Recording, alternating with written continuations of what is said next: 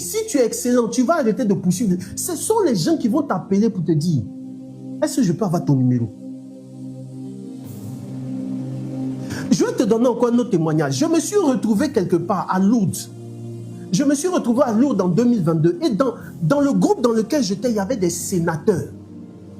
Il y avait des sénateurs et par la grâce de Dieu, la nature a fait qu'il y a un sénateur qui était assis, un sénateur de ce pays, qui était assis et puis, bizarrement, je ne sais pas ce qui s'est passé. Le monsieur m'a dit, écoute, je n'arrive pas à capter le Wi-Fi. Tu vois un truc banal comme ça. Aïe, aïe, aïe, aïe, aïe. Je prie de tout mon cœur que Dieu te connaisse, que par des circonstances qu'il a prévues selon ses desseins, tu sois connecté à des personnes qui sont capables de changer ta vie au nom de Jésus de Nazareth. Dans cette vie-là, on va vite.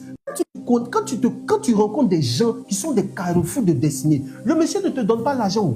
Mais si tu as... Écoute, si tu rencontres ce monsieur et que son cœur est touché par l'excellence que tu as, ce monsieur-là va te présenter à quelqu'un. Tu vas rentrer quelque part où des gens luttent pour pouvoir rentrer.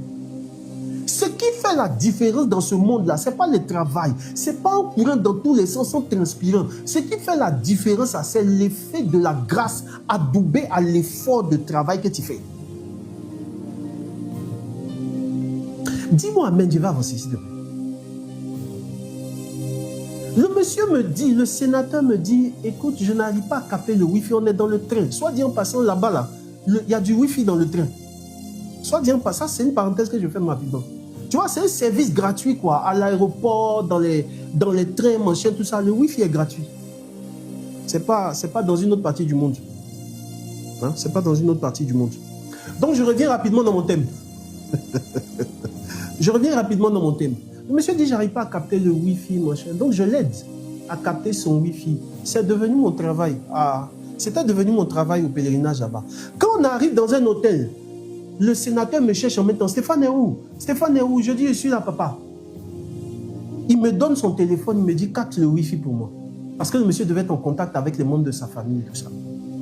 Et puis, on a fini le pèlerinage à Lourdes, on est rentré. Quand on est rentré, le mercredi qui a suivi, je partais à la télévision catholique, à la cathédrale Saint-Paul.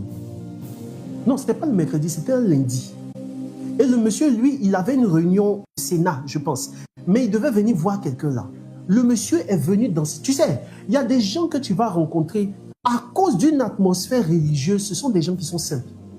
Mais le jour où tu les vois dans leurs apparats, dans leurs fonctions, tu comprends que ils sont différents. Le monsieur qui était simple, avec qui je parlais à Lourdes, machin, tout ça, qui se mettait à notre niveau, qui débarrassait même des fois là. Le monsieur s'est retrouvé en costume cravate, garde du corps, chauffeur, avec sa voiture de fonction. Quand le monsieur a garé, voilà sa taille. Quand le monsieur a garé, quand il est descendu, je me suis rapproché de lui. Je pensais qu'en fait, on était toujours à Lourdes, alors que l'environnement avait changé. Est-ce que tu vois un peu?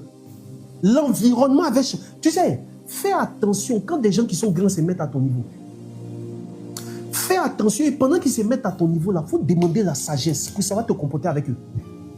Ce n'est pas parce que des gens qui sont grands se mettent à ton niveau que tu vas penser que vous êtes camarades. Quand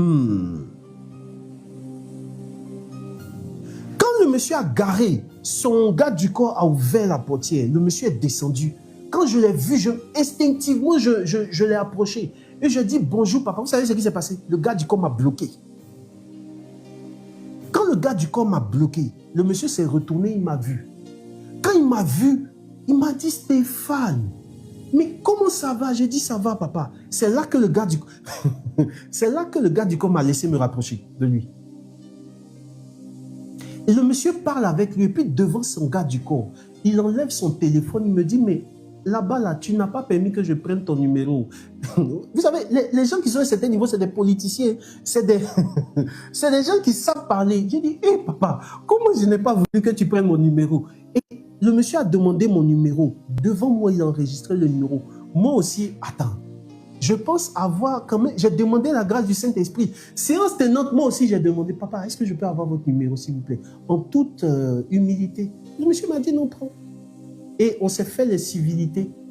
Quand je partais, le même gars du corps qui m'avait bloqué, quand je lui ai dit au revoir, il m'a dit au revoir, boss. Tu sais, tu peux passer de hé à boss en un rien de temps. Ça dépend de la... ça dépend de la personne qui t'appelle. Oui, tu peux passer de hé à boss.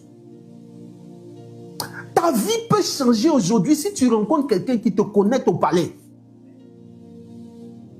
Ta vie, la vie de Joseph a changé du rien au tout en une seule journée. En une seule journée, il y a eu des gars du corps. En une seule journée, il s'est retrouvé dans un cortège. En une seule journée, il n'était pas obligé d'obéir au feu rouge. Parce que la parole de Pharaon a dit, appelez-le en toute urgence. Cette instruction-là, c'était suffisant pour que tous les feux soient verts sur la route pour lui. Je répète encore, si tu es excellent, il y a des avantages que tu auras, que les gens de ta génération n'ont pas. En fait, ce monde cherche des personnes excellentes. Ce monde cherche des gens qui ont une lumière de Dieu pour leur génération.